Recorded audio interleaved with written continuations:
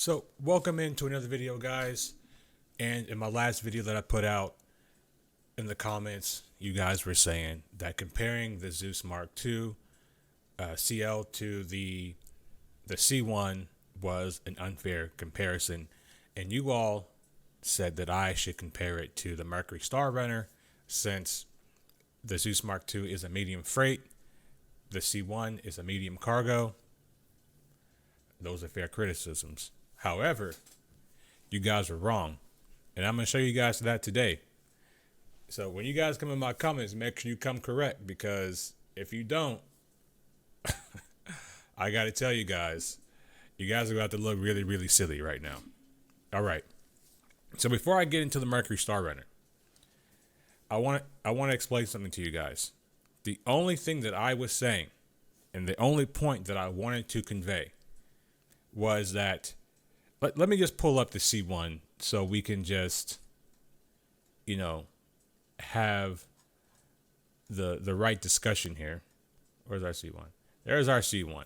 All right, so we have our three ships right here. We got the Mercury Star Runner, and we have the C1, and we have the CL, right? Guess which ships in this view are medium freight ships? There's only one medium freight ship in this current view right here, and that's the CL.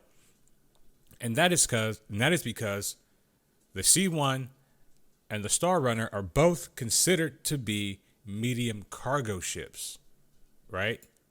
So we're going to go back here.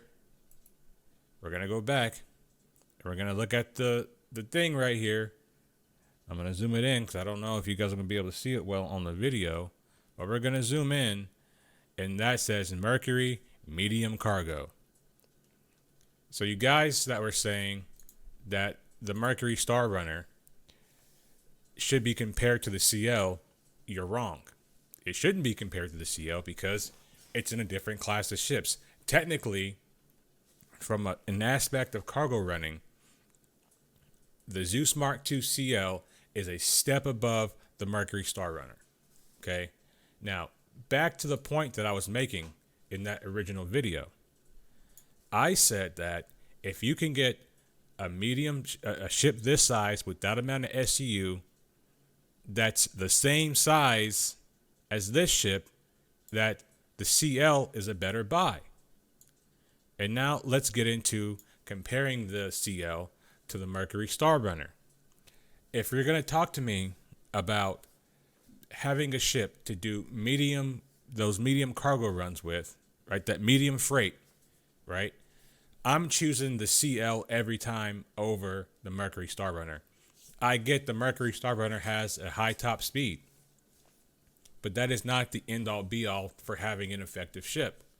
First of all, the Mercury Star Runner does not have the cargo module, at least to my knowledge, and we can check to see right now live while I do this video, and look at that. It has no utility items, right? So that's already a knock on it, and that's especially given the way that cargo is going to be done in the future. We're going to be loading a lot of our own cargo. So if I have a cargo ship, right, it doesn't have a tractor beam, to me that's already an issue. Okay. The second thing is this thing has an F ton of doors, right? And I know why the Mercury Star Runner is so beloved by the Star Citizen fan base, and that is because it's an offshoot of the Millennium Falcon from Star Wars. And I have to be completely 100% honest with you guys. I'm not a Star Wars guy, right? So I don't give a F about the Millennium Falcon. I don't give a F about Mark Hamill being in Squadron 42. I didn't even know who Mark Hamill was. You know what I'm saying? I've seen the original Star Wars movies from way back in the day, but I don't know who these actors are like that because I don't follow Star Wars like that, especially Star Wars in the modern era. Star Wars in the modern era, we can probably all agree, is utterly atrocious, right? So, and I also want to say this. Given the way the engineering gameplay is going to be coming into the game, let's just say you are being attacked and you do need to go service your components, right? Do you really want to run through all of these doors on this ship to go service your components? From my perspective, I would have an easier time going to the back of my CL, opening up the rear ramp, jettisoning out some cargo, and then dealing with my components. I would rather do that, right, than go through the Mercury Star Runner's doors. That's just me. And the second thing about this Mercury Star Runner is it has the same flaw that the C1 has. It has one egress and one ingress point. Okay, so even if you go to like an outpost, let's say you're taking this ship to Pyro, and you're going to an unknown location, and you don't know if there's going to be players there or not, right? And you're coming out of your ship, and they see a Mercury Star Runner land. They know that there's only one place you're going to come out of that ship, versus something like the CL that's going to have an extra way to get out of the ship. You're going to have more options to get in and out of your ship. And we already know how players like to sneak on ships, you know what I'm saying, when those ramps are down. I've done it many times myself. And if you say, well, the trespass thing is coming, well, what happens if they sneak onto your ship and you don't see them? Then what? Because the ship's not going to notify you that they're there. Maybe you can check your comms. You know what I'm saying? That may be the only way that you know. But even after that, you're going to have to get up and go around the ship and find them, right? And that's a very, like, I guess, anecdotal statement, but it's still a true one, right? You're not going to be people are not going to be sneaking onto your ship all the time. I understand that. But that is a possible and logical scenario. And getting back to the Mercury Star Runner's top speed, that is a good thing. That does give a boost above the CL, but the benefits of the CL as a cargo ship still outweigh the benefits that you're going to get from those engines from the Mercury Star Runner, in my opinion. Okay. The second thing I want to talk to you guys about, it's still, even though this is a medium freight ship and this is a medium cargo ship, this ship is still smaller, which is, again, my entire point. If you can get that amount of SCU, we can check that SCU again. If you're going to get 128 SCU of storage, and listen, I'm going off of what the website says. I'm going off of what CIG officially says, okay?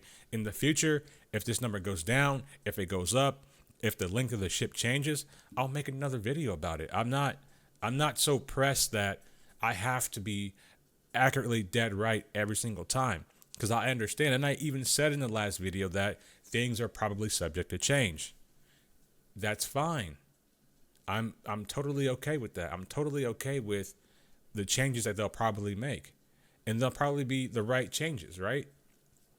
But as it stands right now, if I can get a ship that has 128 SCU of storage, that is the size of a C1, why would I not do it? Why would anyone not do it? You know what I'm saying? And I think that the C1 could be even better than another chip that RSI makes, which is the Connie Taurus. Now, the Connie Taurus does have more SCU, but one thing it doesn't have currently right now is a tractor beam. Okay?